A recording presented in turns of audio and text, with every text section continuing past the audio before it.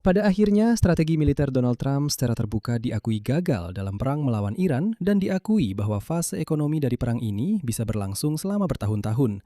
Karena itu, mereka siap membekukan konflik tersebut. Whether they can survive a couple of weeks or a couple of months or possibly longer. Wakil Presiden AS J.D. Vance menyatakan bahwa sulit untuk memprediksi berapa lama Iran dapat bertahan di bawah sanksi ekonomi baru dari Amerika Serikat. Namun, ia juga secara tak terduga menekankan bahwa kolapsnya ekonomi Iran sebenarnya bukanlah tujuan dari sanksi tersebut. Kutipan, mereka berada di bawah tekanan besar, dan tekanan ini sesuai dengan tujuan kami untuk memastikan bahwa mereka tidak memiliki senjata nuklir. Apakah mereka bisa bertahan beberapa minggu, beberapa bulan, mungkin lebih lama, selama mereka belum memiliki senjata nuklir? Itulah yang menjadi fokus kami, dan itulah yang pada dasarnya sudah dicapai oleh Presiden. Pertanyaannya, jika itu sudah tercapai, mengapa harus melakukan sesuatu lagi? Dan pada saat yang sama, Iran tidak merespons dengan kesiapan untuk jeda atau pembekuan perang. Tetapi dengan ancaman militer langsung dan perluasan perang secara drastis. Nama saya Alexei Peci, mari kita bahas topik ini bersama-sama. Tapi sebelum kita mulai, saya mohon Anda untuk berlangganan saluran ini. Tekan tombol suka pada video ini, dan silahkan tulis komentar apapun dari Anda. Jadi, mari kita mulai dengan kata-kata dari Wakil Presiden Amerika Serikat sendiri, J.D. Vance.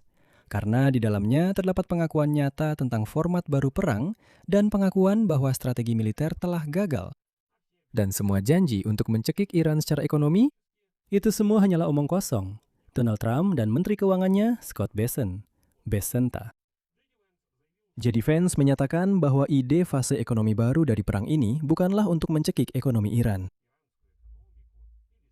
atau menggulingkan rezim Iran, melainkan hanya menjaga mereka dalam kondisi di mana mereka tidak mampu memiliki senjata nuklir. Meskipun, saya ingatkan, Donald Trump baru kemarin mengatakan bahwa tujuan blokade ekonomi adalah untuk mencekik rezim dan menghancurkannya. Namun wakil presidennya mengatakan, tidak, kami tidak punya tujuan seperti itu.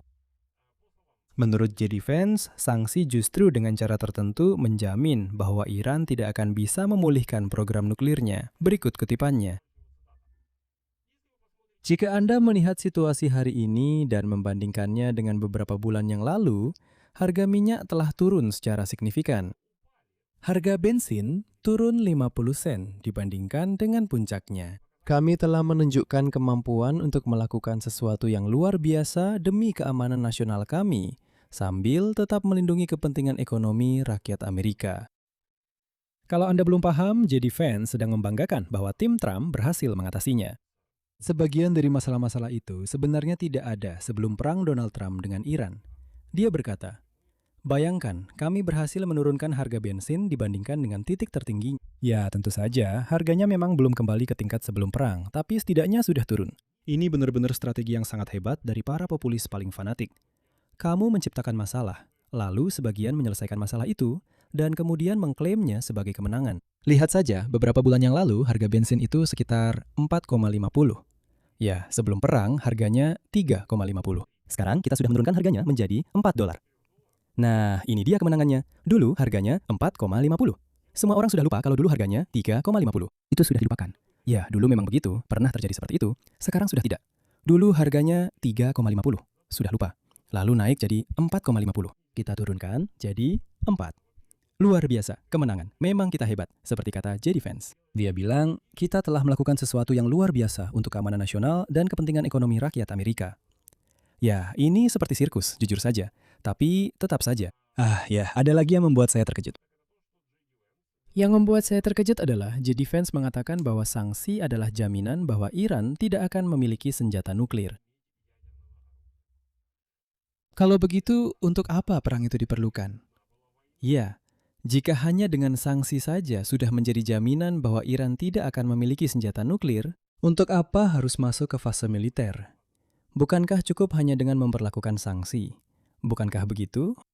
Atau seharusnya jangan menggunakan frasa itu, seolah-olah sanksi adalah jaminan bahwa Iran tidak akan memiliki senjata nuklir. Tapi perhatikan juga bagaimana J.D. Vance merumuskan soal berapa lama perang melawan Iran akan berlanjut di fase ekonomi yang baru ini. Berikut satu kutipannya lagi. Mereka berada di bawah tekanan yang sangat besar, dan tekanan ini sesuai dengan pencapaian tujuan kita, menjamin bahwa mereka tidak akan memiliki senjata nuklir.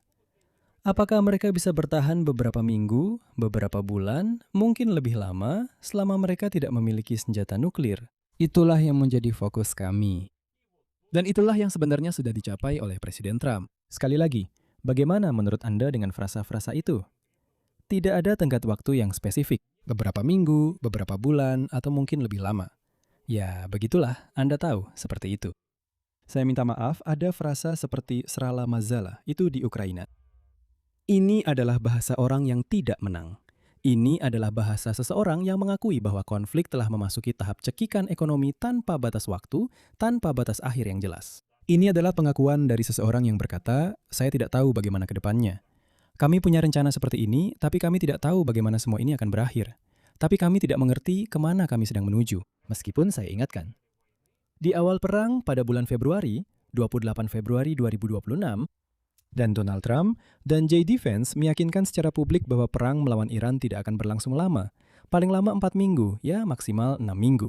Dan saya tidak mengada-ada angka-angka ini. Anda bisa sendiri mencari, menemukannya, membaca, menonton video di mana Trump mengatakan 4 minggu, ya maksimal 6 minggu. Dan dari Iran sama sekali tidak akan ada yang tersisa. Ya, kita akan menghancurkannya menjadi debu dan selesai. Selesai. Atau mungkin Trump dan timnya berpikir semua orang sudah lupa tentang hal itu. Tapi fase baru seperti apa ini yang bisa berlangsung selama bertahun-tahun? Menteri Keuangan Amerika Scott Bessent menyatakan bahwa pada 24 Agustus nanti akan memberikan rincian terkait sanksi yang direncanakan terhadap Iran. Artinya, ini sudah merupakan paket yang telah dipersiapkan dan akan segera diumumkan. Namun, Bessent sendiri menekankan satu catatan penting. Langkah-langkah tersebut tidak boleh menyebabkan kenaikan harga minyak. Artinya, bahkan pemerintahannya sendiri. Pemerintah mengakui adanya keseimbangan yang rapuh antara memberikan tekanan maksimal kepada Teheran dan risiko merugikan pemilihnya sendiri melalui kenaikan harga bahan bakar di SPBU. Dan sebelumnya, Trump, saya ingatkan, sudah mengubah strategi terhadap Iran dengan memilih sanksi dan menunggu daripada tindakan militer. Jadi, beralih ke peran ekonomi tanpa batas waktu adalah kebijakan resmi dan diumumkan oleh seluruh pemerintahan Donald Trump.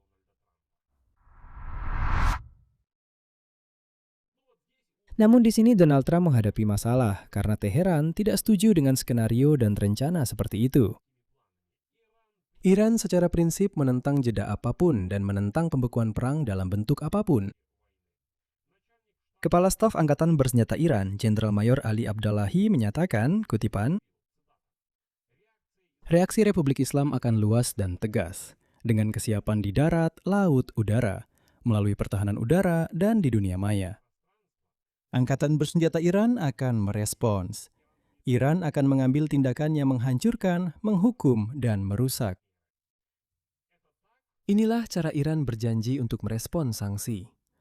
Seperti yang Anda pahami, Iran tidak berniat hanya duduk diam dan menunggu sanksi itu berlaku. Tidak. Mereka mengatakan kalian yang memutuskan untuk membekukan perang, sedangkan kami tidak mengambil keputusan seperti itu.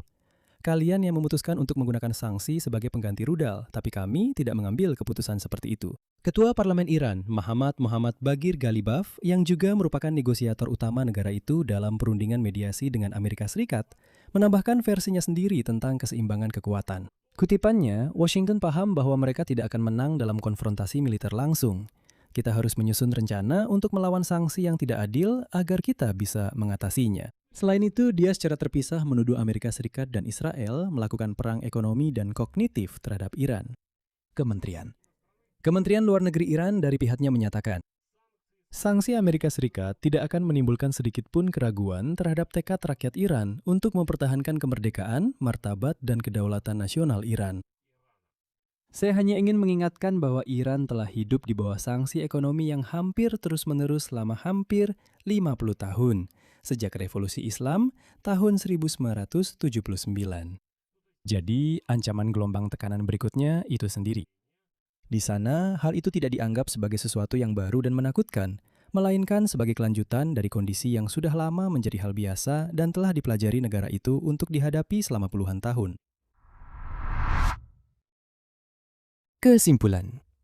Wakil Presiden JD Vance pada dasarnya mengakui bahwa Amerika Serikat tidak memiliki rencana kemenangan militer yang cepat atau batas waktu yang jelas untuk mencekik ekonomi Iran. Hanya ada ungkapan yang tidak pasti, seperti yang dikatakan fans, beberapa minggu, bulan, mungkin lebih lama. Secara formal, ini disajikan sebagai pencapaian.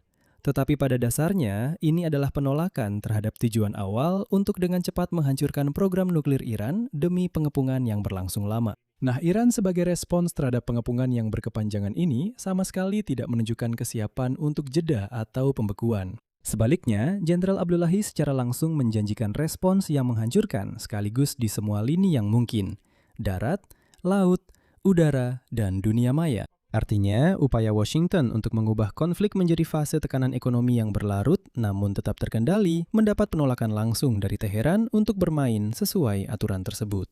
Dan sebagai penutup, saya akan menambahkan satu hal kecil namun sangat menarik dalam seluruh kisah ini. Dalam seluruh kisah perang Amerika Serikat melawan Iran ini, New York Times hari ini menulis, istri Menteri Pertahanan Amerika Serikat, Pete Hegseth, mantan produser Fox News Jennifer Hegseth, mendapatkan pengaruh yang signifikan terhadap proses-proses di Pentagon tanpa memegang jabatan resmi apapun di sana. Dia memberikan konsultasi kepada Departemen Perang Amerika Serikat mengenai strategi media dan pendidikan sumber daya manusia. Dia mendampingi suaminya dalam perjalanan resmi dan berpartisipasi dalam pertemuan tingkat tinggi, serta menangani penyediaan dan pidato publik. Menurut laporan, Hegseth juga menambahkan istrinya ke dalam grup chat di Signal, di mana operasi militer Amerika Serikat dibahas. Keterlibatan luas istri Menteri Pertahanan Jennifer Hegseth dalam pembahasan isu-isu militer menuai kritik karena ia sama sekali tidak memegang jabatan resmi apapun. Dan ia juga tidak memiliki akses ke informasi rahasia. Di Pentagon, mereka menanggapi hal ini dengan sederhana. Mereka mengatakan bahwa istri Menteri Pertahanan Pete Hegseth tidak ikut serta dalam diskusi yang membahas informasi yang merupakan rahasia negara.